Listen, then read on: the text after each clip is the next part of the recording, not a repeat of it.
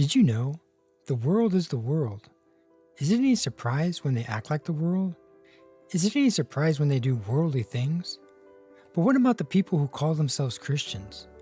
The people who say God is their God? What about when God's people treat God and, well, everyone else poorly? What about when God's people have stopped being a good representative of Him on this earth? The world is well full of the world. That only makes sense. But shouldn't God's people be full of, well, God for starters? Sadly, God's people usually are full of everything they shouldn't be full of. God's people tend to be just as full of the world as the world. There's not a lot of distinction other than the fact that they call themselves Christians. When heaven looks down, it doesn't see much of a distinction. Christians tend to look a lot like the world, and sometimes even worse.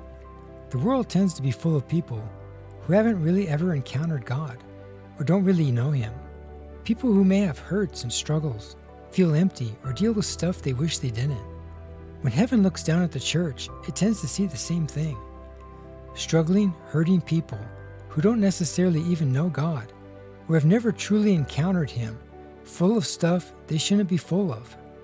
The two look very similar, but there should be more distinction.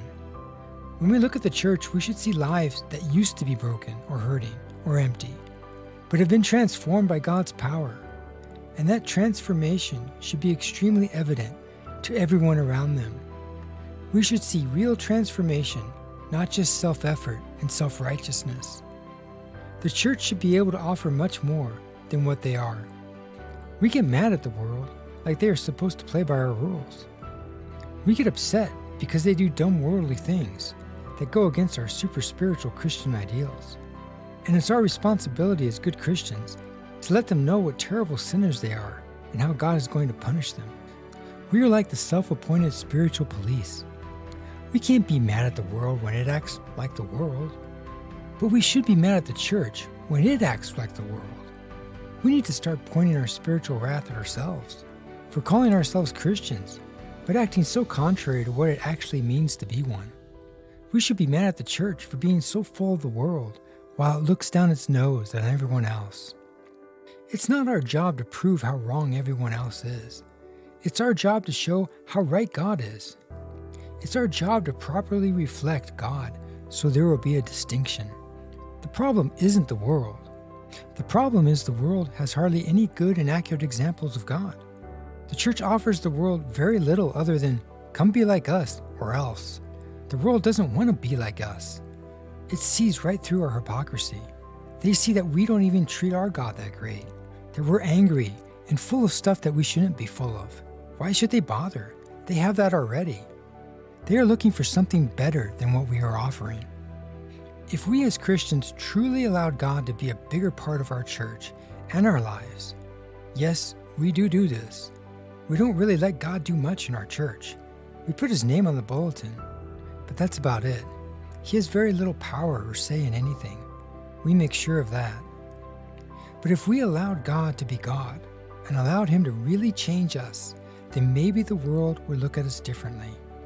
Maybe even heaven would actually recognize us as God's people.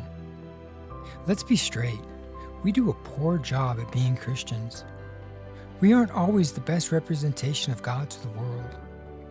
The church is the issue, not movie companies, not politicians, not all those heathens who are doing so many heathen things.